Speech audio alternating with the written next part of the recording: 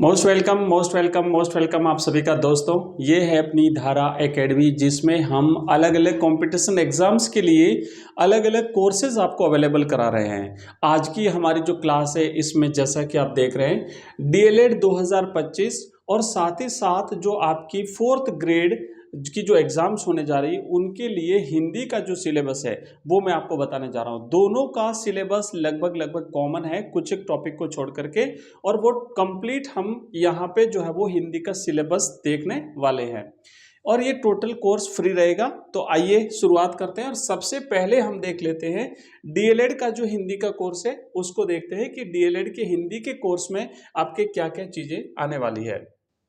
Totally हम इस course में केवल और केवल हिंदी के सिलेबस को देखने वाले हैं।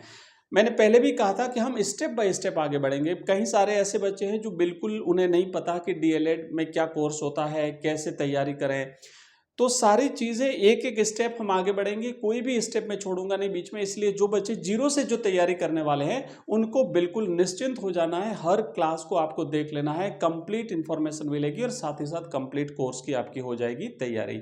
और इसी तरीके से जो 4th ग्रेड है, 4th ग्रेड में एक बच्चे ने तो ये कमेंट किया था कि सर इसमें गर्ल्स भी फॉर्म भर सकते हैं क्या? बिल्कुल भर सकते हैं, गर्ल्स फॉर्म भर सकते हैं, बॉयज़ फॉर्म भर सकते हैं। बिल्कुल सरकारी सेवा में आप अगर लगना चाहते हैं तो बहुत ही शानदार अवसर है।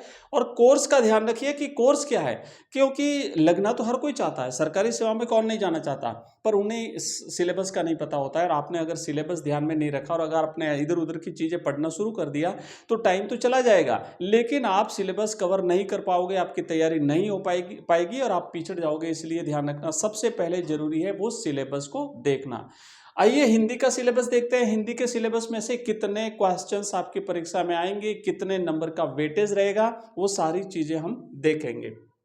सामान्य हिंदी में आप देख सकते हैं बच्चों कि सबसे पहले जो हम बात करेंगे वो हमारा रहेगा डीएलएड या फिर जो बीएसटीसी का हमारा जो सिलेबस है, इसी बीएसटीसी को आप बच्चों डीएलएड कहते हैं, डीएलएड है ना, इसको डीएलएड नाम दिया गया है।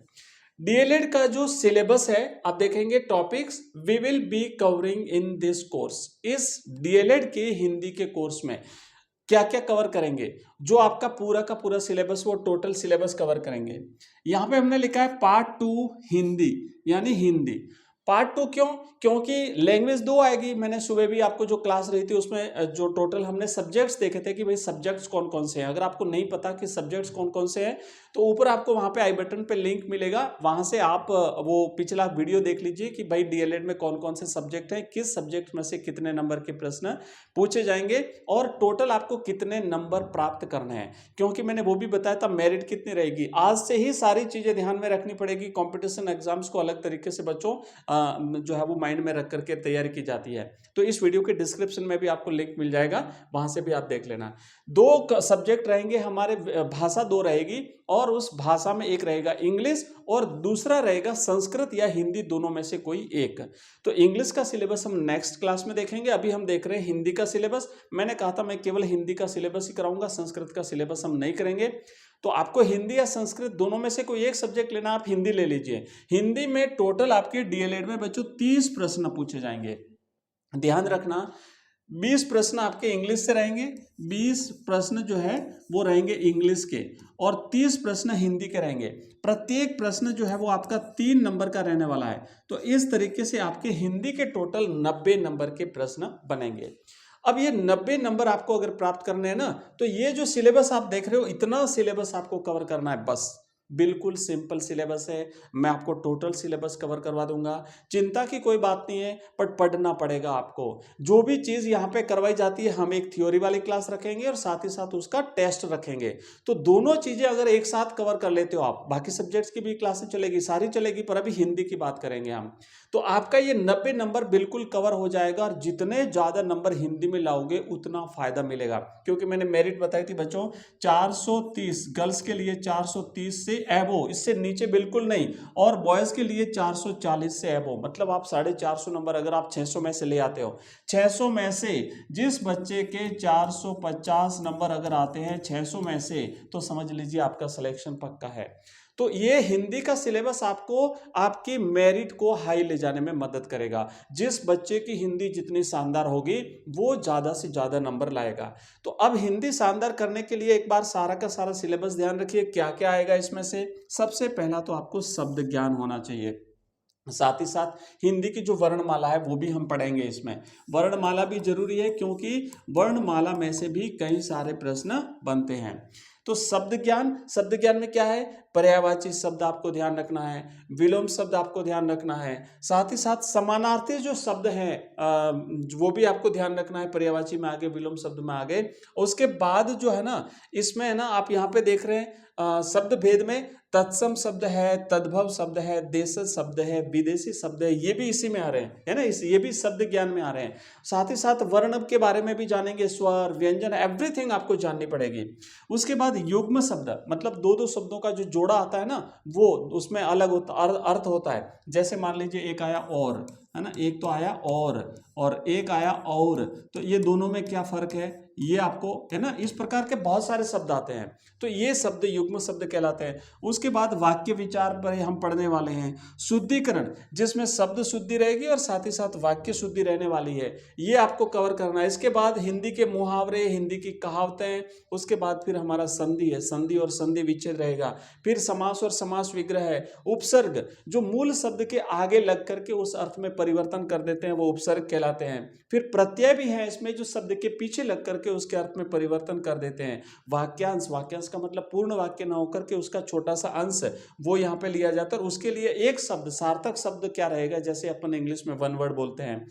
उसके बाद हिंदी वर्णमाला हमने पहले भी बता दिया, और फिर शब्द भेद, तो वो हमने इसमें देख लिए। तो ये डीएलएड का सिलेबस है। आप चाहो तो इसका स्क्रीनशॉट ले लीजिए, और मैं इसकी पीडीएफ भी शेयर कर दूंगा अपना व्हाट्सएप ग्रुप और जो टेलीग्राम चैनल है, आप ज्वाइन कर लीजिए। लिंक इस वीडियो के डिस्क्रिप्शन में मिलेगा, व्हाट्सएप ग्रुप का, टेलीग्राम चैनल का लिंक मिलेगा। और आप इस नंबर को नोट कर लीजिए, इस नंबर पे मुझे व्हाट्सएप मैसेज करना, तो आपको हमारे लिंक मिल जाएंगे सारे, 907962 और 989, ये हमारा व्हाट्सएप नंबर रहेगा। और टोटल पहले ही बता दिया, सारी क्लासें फ्री ऑफ कॉस्ट अवेलेबल कराऊंगा। सिर्फ हमारे पास 2 महीने हैं बच्चों, पढ़ो। आप अगर पढ़ते हो तो निश्चित रूप से आप सेलेक्ट हो जाओगे, अगर नहीं पढ़े तो 2 महीने तो चले जाएंगे। और कंपटीशन में इतना, कंपटीशन एग्जाम्स में इतना कंपटीशन रहता है कि पूछो मत।